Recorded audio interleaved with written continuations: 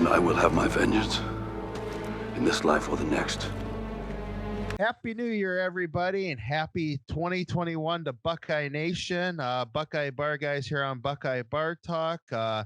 Big night here on January 2nd as we are going to talk about the wonderful 49-28 victory over Clemson in the semifinals, the Sugar Bowl champion Buckeyes. I'm Mike. And I'm John. Had a big night last night. There's still a lot of the craziness of 2020 that we have to get through here in 2021. But as the sports side of us here at Buckeye Nation, we're off to a great start to 2021. So, before we really get in the show, I want to say a couple things. I'm not always big about patting ourselves on the back over here, but a couple things that we've said over the last couple of weeks. We talked about, if Ohio State could survive the Clemson barrage, which ACC teams can't, their secondary was going to be a weakness, and that proved to be true. We said their offensive line had some issues in the middle.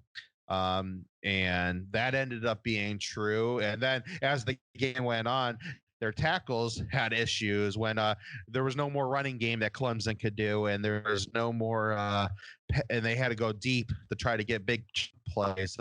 Our defensive ends just started teeing off on Trevor Lawrence. Yes.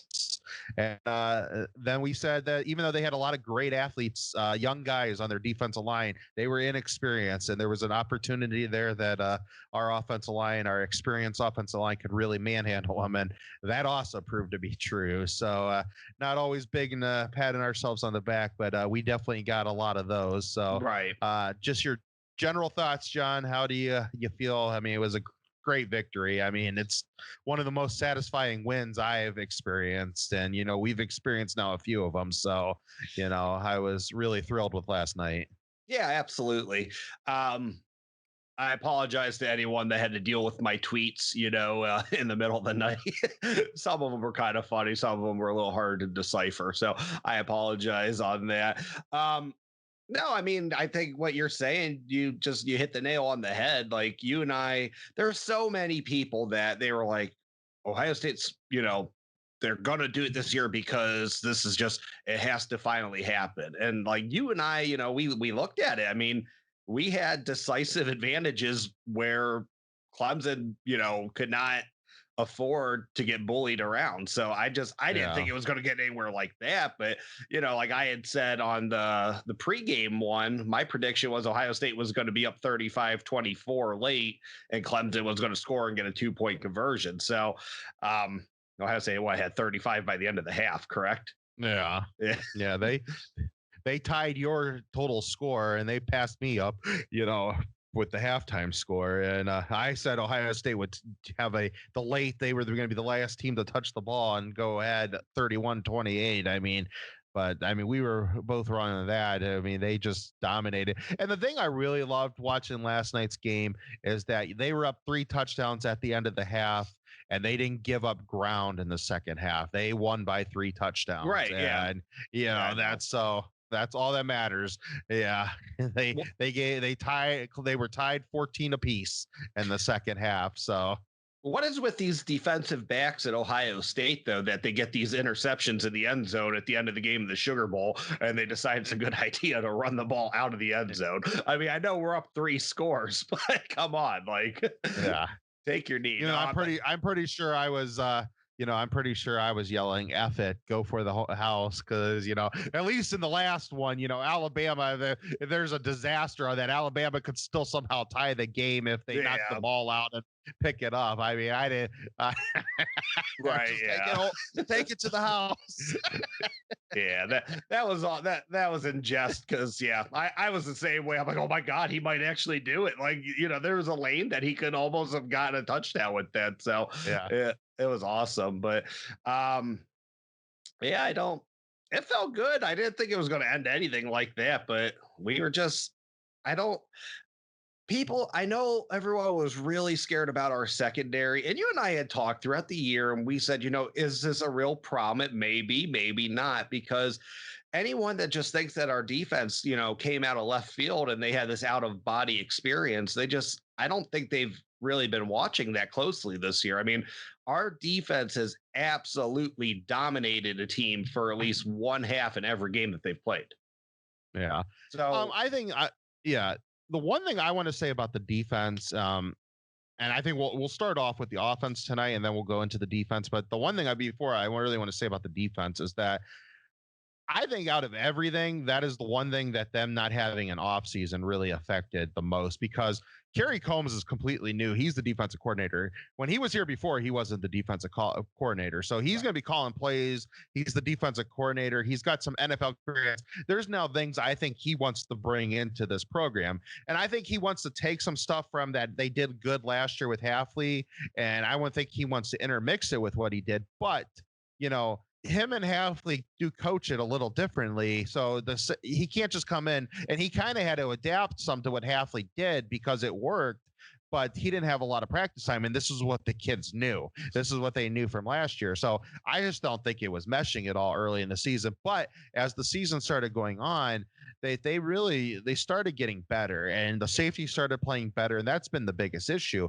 And last night, even though Proctor drops an interception, he played good last night. He played back. He came up and made plays when he had to come up and make plays. He stayed back to double up on somebody when the ball was thrown to them. He had a good game, and it's starting to see now where, going forward, Kerry Combs might have a really solid defense, unbelievable silver bullet defense that he might build here. It's just, he didn't get the put in anything in the offseason. So, and I think that a lot of people need to start looking at that there's a lot of reasons. So you can't just take a completely different philosophy from a coach last year and just be like, well, I'm going to have to do that. And they think it's going to work because, he has his own thought process. Now he could take some stuff from that, but again, he's had different coaching experiences. So, Right. He wants to put his stamp on the program. And I think he's going to be fine going forward. And I was impressed as hell last night with the secondary. Oh yeah. They look good. I think Sean got beat on a play that it was really after, it was the third quarter, I think, but the game was kind of, well in hand. But yeah, we look good. Yeah. They got away with some offensive pass interferences, which whatever, it didn't, at the end of the day, it didn't matter. So I was impressed with the defense. I know we're going to talk about them later on in the second half here, but man, like you said, Proctor, I don't remember a safety that just he's an old school safety. Like that guy, he makes plays back there and he comes down and he lowers himself, like he delivers punishment to running backs. Exactly. So pretty pleased. I'll get into a little bit about just my feelings about Sean, because it's a little bit kind of a mixed bag. I think when Sean plays when he plays like a Kuda, he plays like Damon Arnett, and he actually gets up in the face. He's actually an unbelievable cornerback. I just wish he would do it more. I think he's actually a worse cornerback when he plays off the ball. I agree. Yeah. Sean's good at press man. Yeah. But offensive ball, Justin Fields, I don't know what to say. That man, he had a lot of criticism thrown at him over the last couple of weeks just because the Indiana game, even though the Indiana game was really is it really that bad of a game? He still throws for 300 yards. He looks a lot better against Indiana than he does against Northwestern. He had a sloppy second half. He had a couple bad interceptions. Northwestern was a bad game, but quarterbacks have bad games, and he came out, he took a lot of it to heart. He took that loss last year to heart. He took a lot of there's some people saying that he's not the second best quarterback. So he took a lot of things to heart, and then he showed his heart. He took a huge hit, whether it's targeting or not targeting, it's still possibly, I'm thinking, I'm like, God, he broke his ribs there, the way he was holding his ribs. And I'm just like, and then he comes back in, you could tell he's struggling. and he's in pain. But then in the second half, he's throwing through with the ball. And I'm like, I don't know how this dude's doing this right now, but he's gutting this out because those throws have to be killing him. And he's still hitting big passes. So, oh, yeah. I mean, he got hurt and he comes back and he's better. And it's like, it reminded me of what he did, that Michigan game when he hurts his knee and he comes out, throws a strike to Garrett Wilson. And it was one of the guttiest performances, second year in a row. And I know people they'll talk about incompletions. They'll talk about 1 touchdown to 2 interceptions. Like, this is the second year in a row that he's outperformed Trevor Lawrence on the field. Yeah, exactly. He went through, he was going everything that people said he couldn't do, going through his progressions, making big plays. Kind of makes you think maybe Pat Fitzgerald and Tom Allen are better defensive coaches than Brent Venables. I don't know. Maybe. I mean, he almost throws for 400 yards. He has 385 yards. He only has 6 incompletions. I mean, he throws it for 13.8 average, 6 touchdowns to 1 interception. I mean, he's just on fire. And the 1 touchdown or the 1 interception, it was tipped. And if it's not tipped, that either goes out of bounds or it goes right to, I believe it was Olave in that corner. It might have been Wilson, but one of them, it's either going out of bounds or that guy whoever that receiver is has a shot at catching it. So and I know it ends up getting 3 guys around it, so it still is a dangerous pass. But the ball gets tipped and it still traveled that far. So that's it's crazy. Yeah, but we talked about a little bit over the last couple of weeks. We thought that maybe they were a little vanilla coming down the stretch, and I think they all have been. Now, some people I've heard some people say they've been vanilla because they've been waiting for the playoffs. I mean, there might be some truth to that. I think they've been vanilla just because of the practice time. They haven't had it.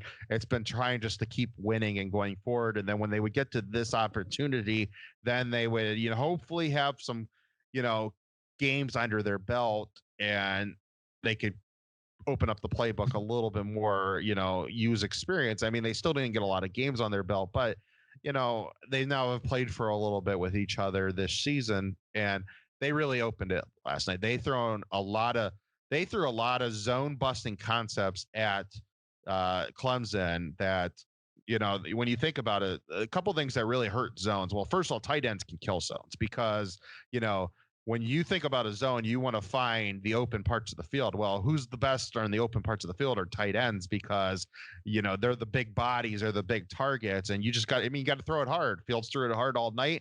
Tight ends were open the whole night.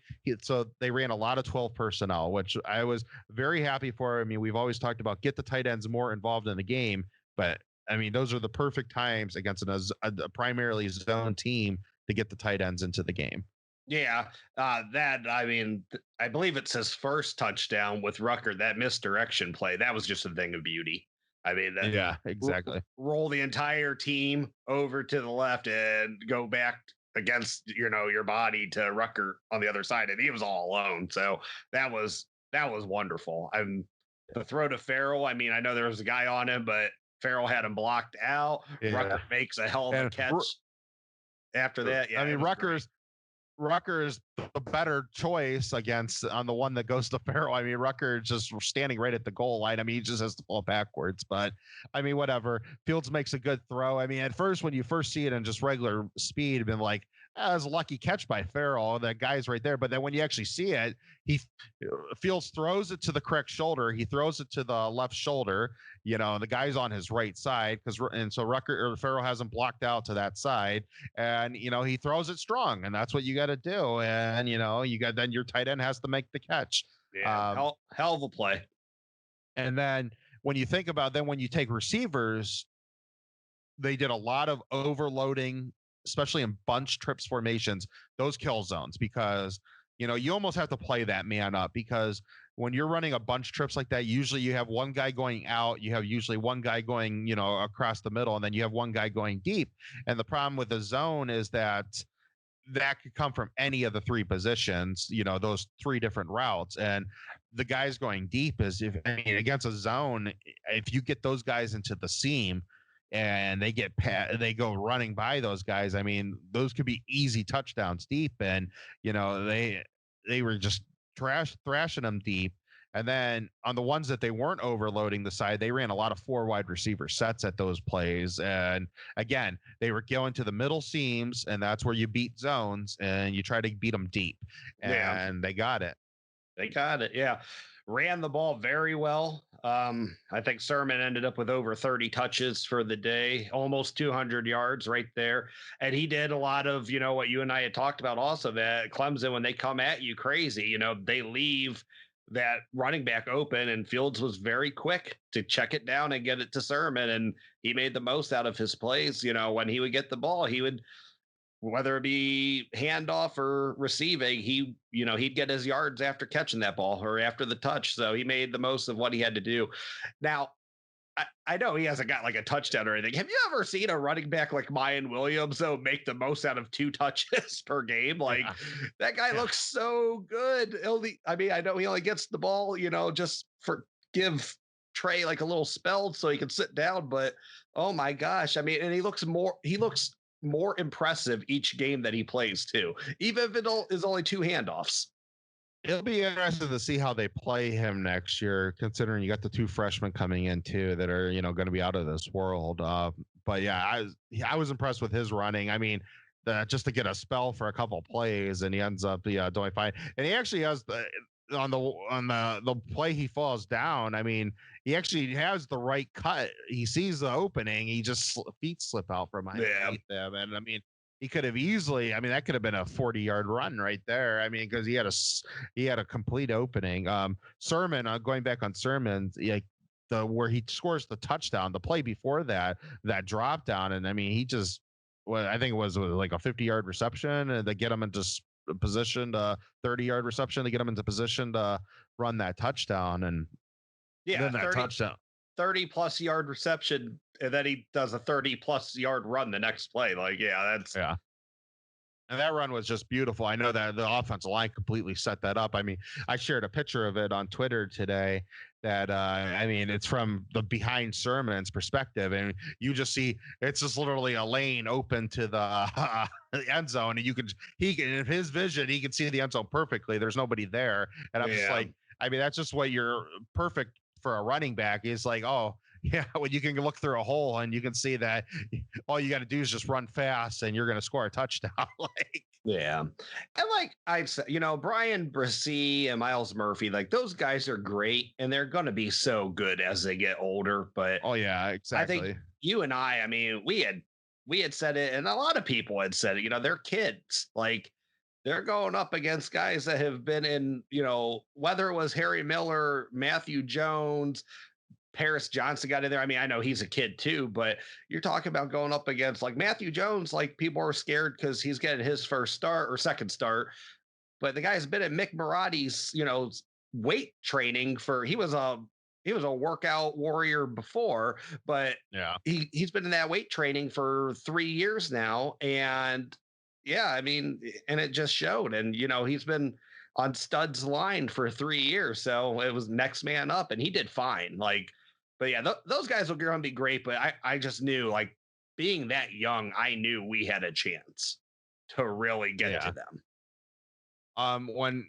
Trey Sermon runs his touchdown, I was reading somebody, I believe it was I can't remember. It was one of the guys that worked for one of the Buckeye, I think it was one of the Bucknuts guys. I could be wrong. It might have been Jonah Booker, but one of them put up that they were watching the Skycam, the feed. And when you heard after the touchdown, you heard that on the Ohio State sideline, like them talking about how weak they were, their weakness. They were just weak up the middle. And, so, and Wyatt Davis, he said in his ad, they knew after that first series, and that first series was 3 and out, but they knew that they had a shot. And I mean, we'll get to the defensive side of the ball here in a minute, but I just like the defensive line, the offensive line manhandled them too. I mean, football is still, I mean, I don't care how fancy football has gotten over the years. Football is still won in the trenches. Absolutely. And if you have the better offensive line, you have the better defensive line, on that night, there's a good chance you're going to win that game. If you can be that disruptive, and they were that disruptive, their offensive line, I mean, Trey Sermon in the first half on running plays, that's not even, I'm talking about the passing plays. On the running plays, he had 83 yards before he was even touched. And when you can do that, when you can open up holes and your running backs just can run clean through it, it's a long night for anybody. Like, Right. I mean, that sets up so much of your offense. Right. And I was rewatching the game earlier today, and Brian Brissy on that sack he has on Fields, which I think it's in the second half. Fields has taken a punishment. He's hurt, might have broken ribs or whatever it may be. You can just see the toll that these guys beat down on Brissy, though. I mean, he sacked Fields, and it almost looked like he was more hurt than Fields, like coming up from it. I mean, they punished them the entire game. Yeah. Like, it was a thing of beauty, though. Like you said, I mean, you have to have some real fluky stuff happen to dominate the lines of scrimmage, especially on both sides, and to still end up losing a game. I mean, I didn't think it was going to be like a blowout like what we saw last night, but yeah, I mean, it was pretty apparent that you get your stops, you were going to be able to win that game, because they had no answer for, our big bodies on both sides of the ball. Yeah. Yeah, definitely it was impressive. And then Ryan Day, I mean, he didn't get the touchdowns last year, but this is 2 straight years where he was the dominant play caller on the field. That matchup, him and Venables, that's 2 straight years where they had Venables.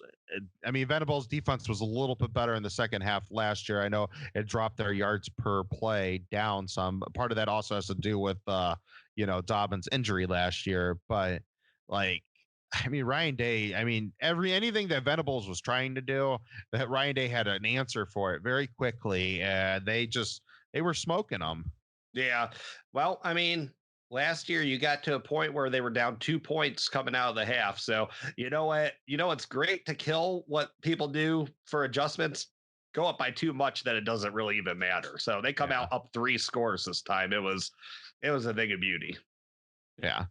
Yeah, like we said to open up this show, that and you have a second half, as long as you don't, if you can keep it even, or maybe 1 touchdown to each side, when you're up 3 scores, and if you don't let them retake momentum, then you're not going to win. I don't care how good you are, as long as you are a comparable good team, and Ohio State isn't comparable. I don't care if you're playing Clemson, Alabama, if you're a good enough team to play with those teams, if you're up 3 scores, you should still beat them, because, you're just as good as a team. So you should be able to hold it out. Absolutely. I got a little worried because DeMario had a DeMario moment, and we had a little snafu there on a kickoff return, but they handled that well. I mean, that's the Olave touchdown, I believe. Yeah. It doesn't end up hurting them, but they end up scoring. And I'm just like, I was so mad. Because, they just made it 35-21. Yeah. And I'm just like, I was yelling. I'm like, great. This is how teams get back into games, stupid stuff like that. I'm like, if you don't want to return it, just call the fair catch and catch the ball. You got you got to field it. Right. Yeah. That's all you got to do. I don't care if you think it's going to bounce into the end zone. If you don't know for sure it's going to be bouncing in the end zone, then don't take the chance. Well, there was one that Etienne, you could tell he was a little flustered too, because that kickoff was going way out of bounds, and he fielded. Oh yeah, he made a mistake too. Yeah, So couple errors on each side. It happens, but yeah, no, I was mad there, but they scored the touchdown and went back up 3 scores, and it didn't hurt them. But Ryan Day, it was just unbelievable play calling. And and another thing, and I brought this up, after the Northwestern game, it was a big deal to me that Brian Hartline never got to coach that weekend. They were just so out of sorts. It was a lot more than Olave wasn't in the game. They weren't ready, and the receivers just seemed like they looked like they were on a leaderless ship, that game. But they didn't look at last night. No, they looked darn impressive last night. So yeah, You know that line in Training Day when Denzel's like, "This is chess, not checkers," or however it's worded. That's kind of like what Ryan Day was like to Brent Venables last night. Yeah, exactly. So I mean, every level of the offensive line they killed him. Justin Fields had the best game of the year. Trey Sermon, wasn't 330 yards, but 193 yards. I mean, damn impressive. Pretty darn good. And receivers just were, I mean, it was like, I don't know what Clemson secondary was receiving, but how many times, I mean, and remember, Fields also missed a touchdown throw.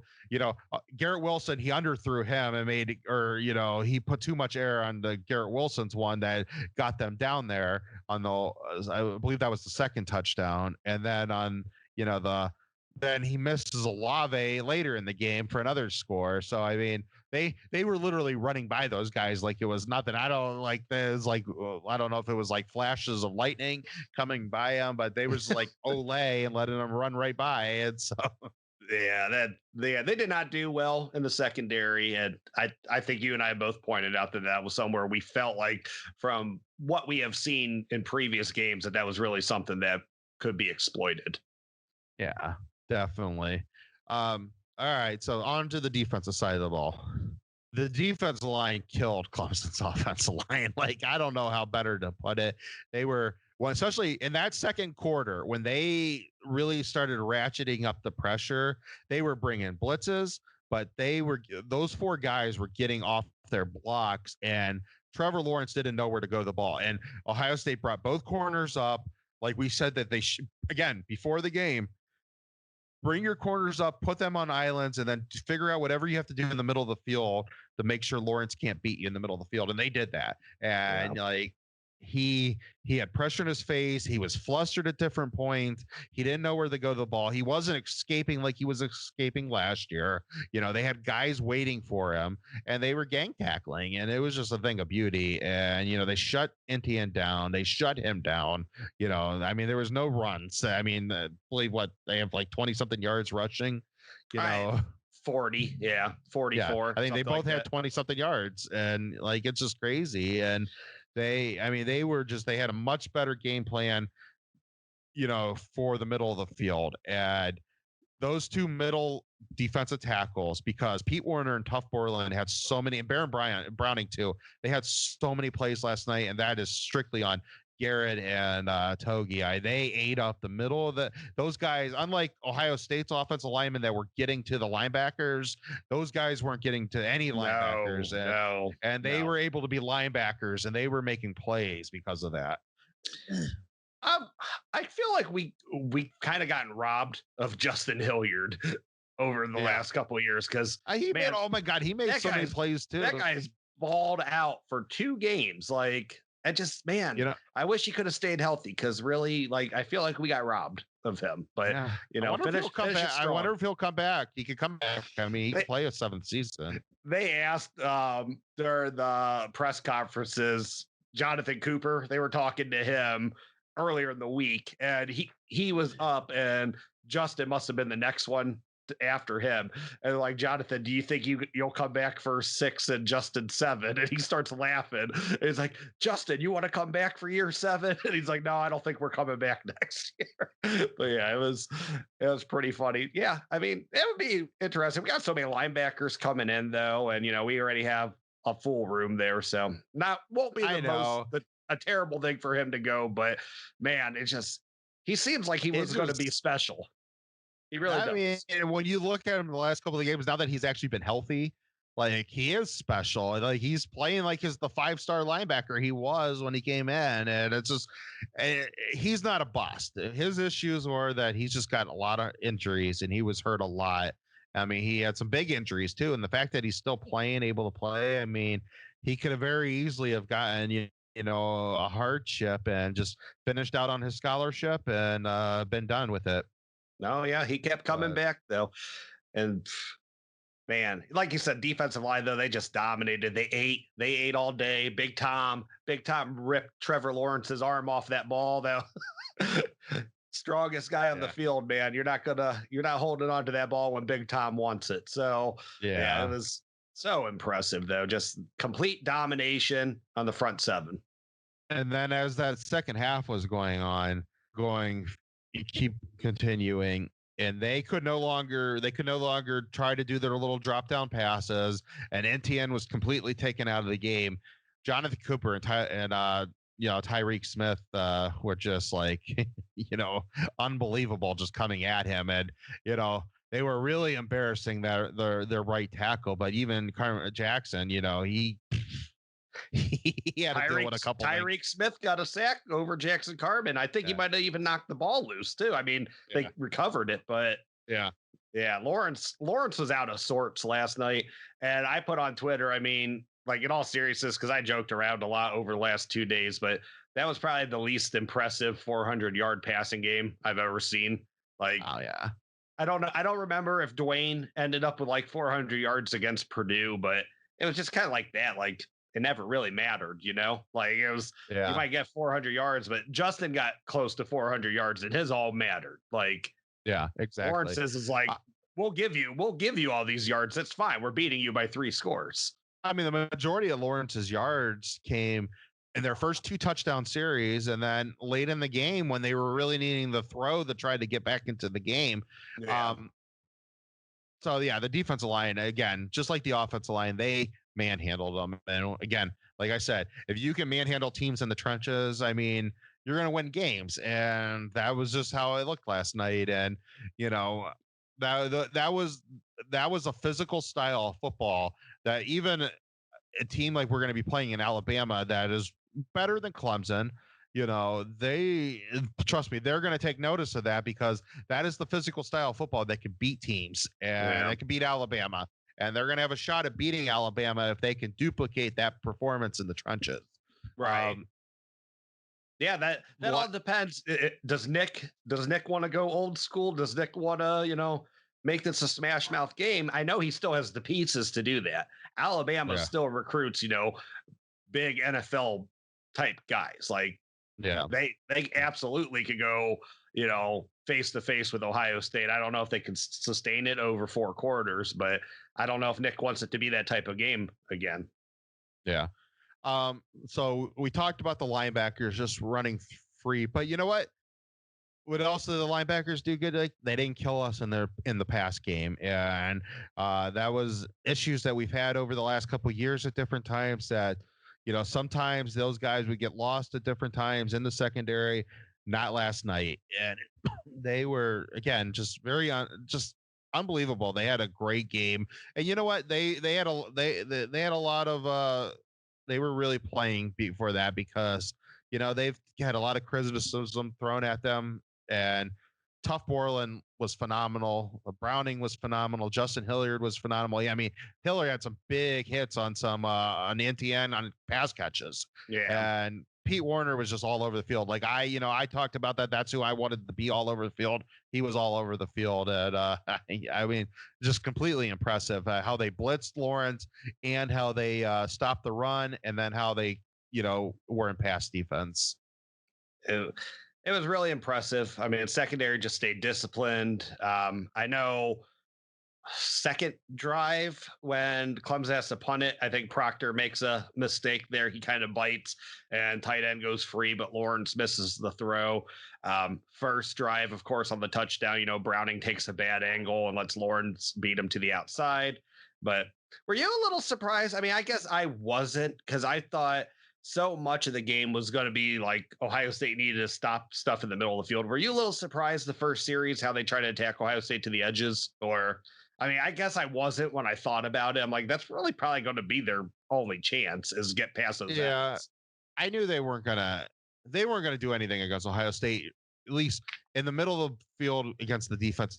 I thought maybe the way I was looking at it, okay, they're going to try to weaken up our edges and try to push us out more and open up the middle of the passing game, because that's where they were going to hurt Ohio State in the passing game. Obviously, it never happened. I wasn't surprised so much, but those were scripted plays. I also wasn't worried when I saw it. I'm like, Ohio State will.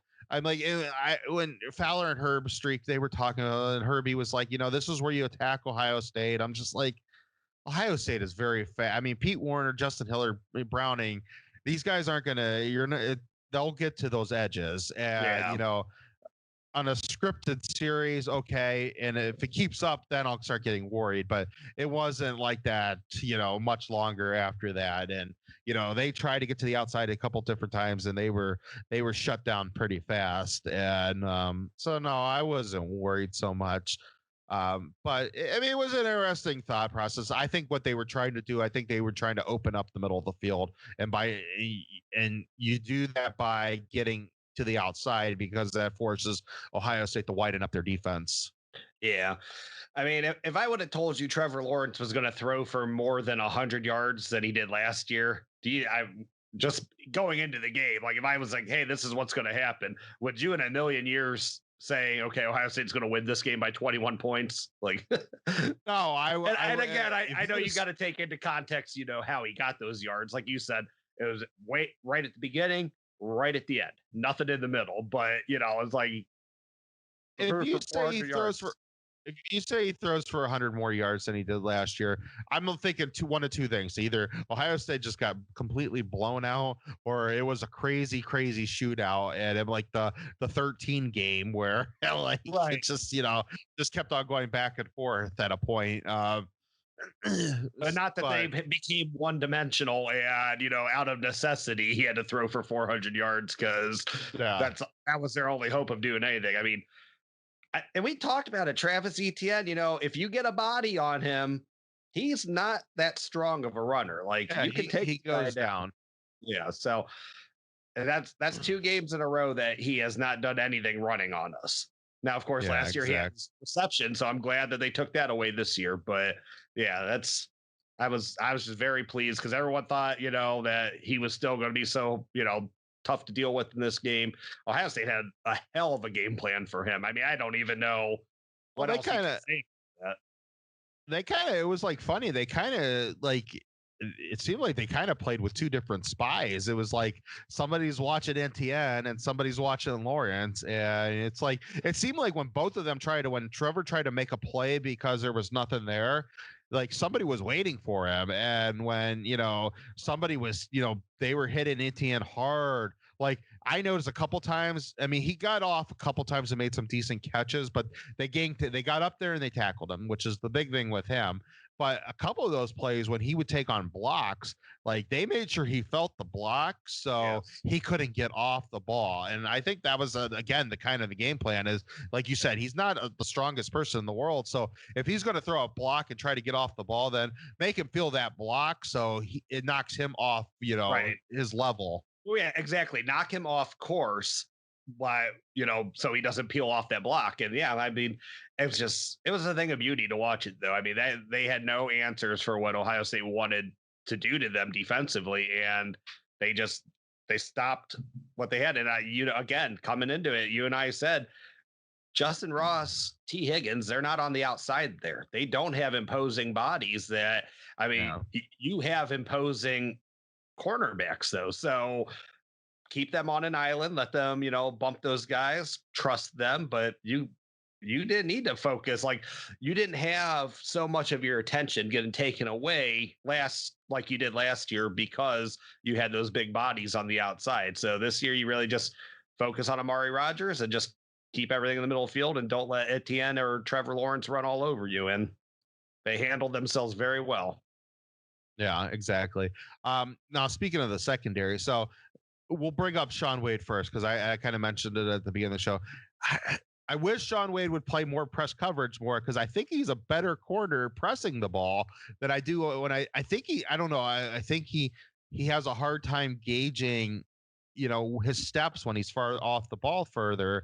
And, but when he's up on the guy and he's playing physical on the guy, he's tough to beat. And the catches he gave up last night, I thought, I mean, maybe one was off a press, but I mean, those are 50-50 balls, but the other ones all were him just being off the ball. And, he has, I think he has, his hips don't move as fast when he has to make that reaction point but when he's playing bump coverage, I think he should do it more because I think he's better with that. Yeah. He's imposing. Yeah, I mean, him and Seven both, they're big cornerbacks, so use what they have. I will say this about 7. I know he made a mistake by not turning his. If he would have turned his head around on that opening series, he probably would have got the penalty because the guy did push off of him. It was it was a iffy push off, but I think if you're a receiver or a corner and you're looking for the ball and you're playing the ball, you tend to get those type of penalties because he got pushed off of. It wasn't the other way around. I will say this about Seven Banks from what I've watched now over the last several games. I kind of get that Gary and Conley, Marcus Lattimore, Denzel Ward feel that next year he's going to be on. You're not going to be able to throw on this dude. Like another year in Kerry Combs' system. Like, and those guys weren't challenged the next year, and I don't think he's going to be challenged next year because I think he's the real deal. He's got that body that's just perfect, and he plays physical. And I think that if he turns his head a little bit better, I mean, he could get interceptions. But I think he's the next guy, especially if he stays. I think he has opportunities to leave, but if he stays, he's a early first round draft pick next year because I just think he's the prototypical Ohio State corner. Yeah, I agree. He's just the next man. You're absolutely right. When you can see it all over him. Did Marcus Hooker, did he end up being a scratch from the game yesterday? Was he unavailable? I don't know. I mean, he didn't come in at all, did he? I didn't see him. So what do you think about Lathan Ransom pretty much jumping him on the depth chart? Oh, I mean, it's interesting. I mean, I don't know what happened. Yeah. I wonder if he was hurt or, maybe was it a late COVID scratch? I don't know. I mean, I think they would have put that on the list, but they would have had to, but I don't know. I mean, Lathan Ransom looked really good though. He did. And he looked really good. Proctor looked good. And, sometimes I like Hooker. I loved his brother. But, that's what happens in programs like this. You got to perform. It's, it's always going to be a next man up mentality. And when you have your coaches, that's how they play, how they coach it. That if you're not the way they recruit, there's always a guy that should be pushing you to be better because, the guys behind you are just as good. And, so if that's the case, he was jumped, then he was jumped. We'll see what happens next. Yeah, I'm a little stunned. I know there was, I think Michigan State was a COVID game for Proctor, but I'm a little stunned that it took him this late into the season for them to really see that he might have been the better option at safety because that guy's a star in the making. And Hooker might just be he might just be a better practice player than. I mean, sometimes sometimes the better practice player is not always the better player, but sometimes they get noticed more, especially when they're talented too. I mean, this isn't like, when you think about the Bo Knows, the 30 for 30, when they said he hated practice. Well, you knew how good Bo Jackson was, and you weren't gonna, Proctor and Hooker. I mean, if Hooker is that much better of a practice player, it might have buried Proctor a little bit until he actually got to get into games and prove himself. And it took the, some injury issues and COVID issues for him to actually see some playing time. But I mean, he looked really good. I liked what I saw in the secondary. I think, Alabama is going to be a much different game because especially now we don't know if Waddle's going to play or not. And if he does play, we don't know if that's just we don't know how healthy he'll be, what his percentage, does it really matter? But they're going to have more receivers that can really stretch people. Oh yeah. So it's a whole different issue now. So we'll see how Proctor now adapts from this game to that game. But I think when they play at their best, they could still compete with Alabama's receivers. I think so. And again, though, you're going to give up points. Those guys are just too talented to keep them out of the end zone. Like if you would ever, if someone says, oh, Ohio State can stop Devontae Smith and what's Meacham or Michi, I'd say no, there's no way that they can. I mean, they can contain them. You got to score your points, score more than them, do what you did at Clemson, beat them up at the lines of scrimmages, and that way you're going to win this game. But no, they're going to get points. They're going to get yards. So you got to deal with it. Just don't get don't let them exploit you. Don't let them, make you a weakness. Just do your job and trust your offense. Yeah, exactly. So on all phases of the thing, and even the couple punch that Drew Chrisman had, he did a really good job. I think he had one that gave Clemson a favorable bounce, but still, I mean, at that point, the game was well in doubt, when that happened. So, or well decided. But I mean, we'll do another, we'll do an Alabama show. So we'll talk more about them later. But I mean, I was just, again, like I said at the beginning of the show, this is just one of the most satisfying wins, and we beat them. And I've already seen some of the built-in excuses that they were the fresher team. I love it that the media guys that picked Clemson to easily win this game are now saying that Ohio State was the fresher team. Well, like, you didn't use that as a reasoning why they were going to beat Clemson. You said Clemson. I mean, I saw one guy, I believe it was Stuart Mandel, said that on the 20th of December when they picked, he's like, can we just fast forward to the Bama Clemson national championship game? And there were so many of these guys that said that. And, Ohio State still only had 6 games at that point. None of them mentioned that, that Ohio State they were worried about Ohio State being too fresh. But now that was a concern that,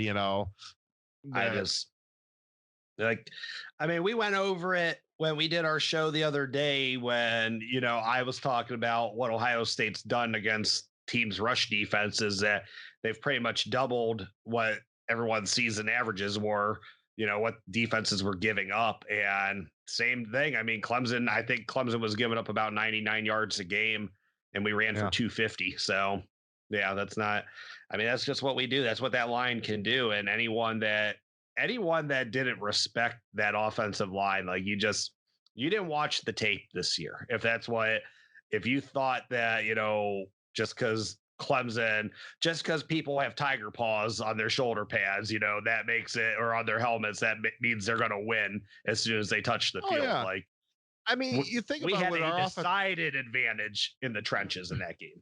You just think what our offensive line did against Michigan State when we had 3 of them out for COVID related issues, and right. they manhandled them with their backups. And I mean, Matt Jones and Paris Johnson, I mean, they were like the, Carmen Jackson would be considered it was like the top 6 offensive linemen were the 5 Ohio State starters and Carmen Jackson, Jackson Carmen, I mean, and then the next are, Paris Johnson's there too as the 7th. It's like they were they just dominated them, man. Harris Johnson, the true freshman, driving people into the ground. Like, you love to see it. I mean, it was just, So yeah, I'm happy to. I don't give a rat's, what those national guys have to say about who was fresher or not. I mean, we beat them up, and so many of them thought that game wasn't even going to be a game. They thought they were going to blow us out, which I thought was crazy, because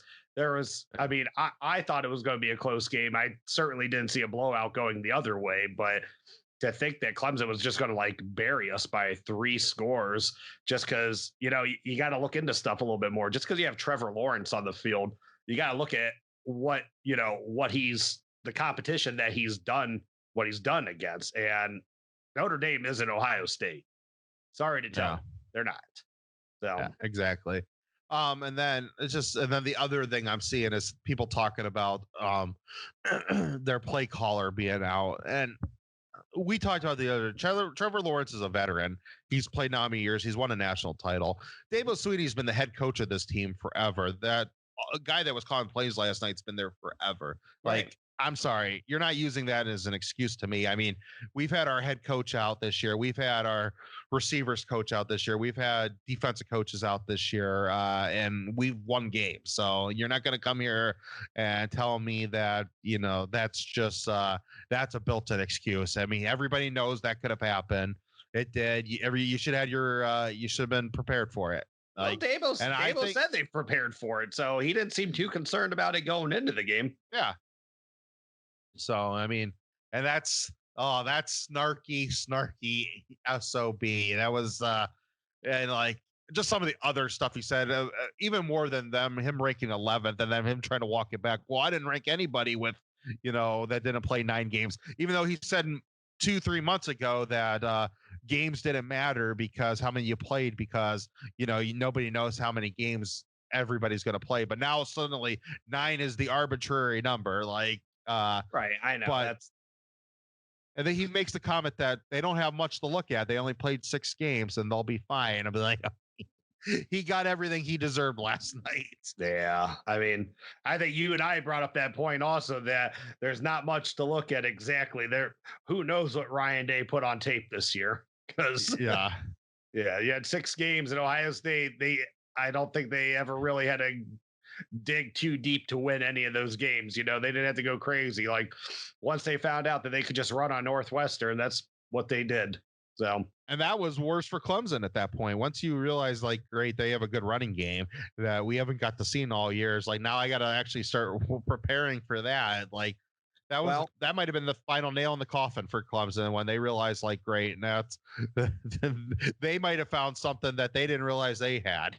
They might have, right. And I know everyone said Trey Sermon's not J.K. Dobbins, but man, I don't know. He's been running pretty effectively these last couple games. So I know he's not J.K., but he's darn good. And at the end of the day, depending how he does against Alabama, he might end up equaling or being better. He's on pace of being better than Zeke right now than those last 3 games. So, and I love Ezekiel Elliott, but I mean, that would be a nice final 3 games if you go put yourself in another record book performance at the final 3 games. That with that rushing, I mean, that was the best 3-game stretch for an Ohio State running back ever. And if you ever that gets matched, like and also what I was looking back at the season so far, I mean, I know we still got 1 more to win, so hopefully you get it. But this is definitely a one you wanted. This one so bad. It kind of felt like Alabama in 14.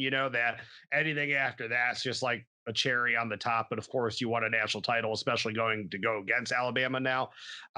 Looking back at the season, though, I honestly think that maybe Indiana and maybe Northwestern, maybe those were blessings in disguise, because yet got to figure out, like, by Indiana throwing for 500 yards on them, they realized that there were some things in that secondary that needed fixed. That definitely. It wasn't just like here and there, like what they had been giving up, up to that point, that the game didn't matter. Even though we were up 35-7, we still, like, we couldn't turn it back on in that second half, and Indiana clawed themselves back into a game. And then Northwestern, it was like, our offense isn't working how it normally does, but we're running all over these guys. Like, this is something that if we need to, we can just dominate teams and just run all over them. So I definitely feel like, even though people want to criticize those games and say, that's Ohio State looked weak and whatever it may be, Justin Fields didn't look good, I'm going to look back at those games, and I think that those have a huge, those had a huge impact on last night's win. Oh yeah, definitely. Because the Indiana game showed Ohio State where they needed to fix their defense and the secondary, and the Northwestern game showed Ohio State they had a running game, and those 2 things right there, that was some of the biggest things, because you even saw it from Clemson. They weren't even too eager necessarily the blitz Fields last night. I mean, even there's spots in the game where Fields holds onto the ball long because he has to hold it on longer to get those big touchdown passes. But, like, I had another image, I think I don't know if I shared it or not, where it was on one of those touchdown passes. I mean, he there's literally 8 yards of separation between the 4 Clemson defensive linemen and him, and that's how clean he is, and that's how much the offensive line have pushed them out of the way. And it's like, I mean, they weren't getting anything on him, but they were hesitant because they knew Ohio State had weapons. And I think that running game did freak them out a little bit. And, that was another wrinkle that got thrown in there. And Trey Sermon is looking really, really good right now. And and then Alabama is giving up some run. Again, the thing about Alabama is if you can hang on to they have some deficiencies too. And if you can if you can hold on to their offensive barrage, you can exploit weaknesses. So that will be interesting to how that goes. Yeah, we could score on them also. Again, we're not Notre Dame. Like we got a lot more talent, a lot more speed. I don't know. I mean, I feel pretty confident going into the game. I know Alabama's a different beast than what Clemson is this year. Um, but I feel pretty confident about going into that one. But just to kind of go back to what you were saying about the clean pocket, yeah, I know that they were hesitant to blitz Fields, which worked out beautifully for us. But again, they trusted those freshmen. I mean, like Brian C is not Christian Wilkins yet, or whatever, or exactly. Colin Farrell. They're not at that level yet. They will be, but I think that they thought that they could do what Ohio State does so much and just win a 4-man battle and create pressure that way. And just, I don't know who their defensive line coach is. I think he does a wonderful job, but he's not Larry Johnson. Like, yeah, our guys, yes, Ohio State, you can put them in a position. Even Ohio State has to blitz people, but there's a lot of times Ohio State's 4 down linemen win those battles against the offensive line. But Clemson I think they thought they were going to be able to do that, and there was no chance that was happening last night. Yeah, exactly. All right, I think we will call this one a night. I mean, we're both pretty fired up, but it's now start to look forward to Alabama. This is the first time we're going to have what I said earlier. This is the first all blue blood national championship game of the playoff era. When you got 2 legit powerhouses that have staying power. I mean, these guys have been powerhouses since Bear Bryant took over at Alabama and since Woody Hayes took over at Ohio State. And, they've had some ups and downs at different points. Either you had a couple coaches, both teams in there, but for the most part, these have been dominant programs from, the 60s and 70s all the way to now. And so I'm looking forward to this game. It's going to be fun. It will be the highest televised college football game of all time. I think that's pretty much a guarantee anymore. So ESPN will love that. And I'm definitely excited to watch that and like to see us bring home another national title. I know that their work's going to be cut out for them, but last night playing Clemson got the best out of them, and I'm playing Alabama. I have a feeling it's going to get the best out of them too.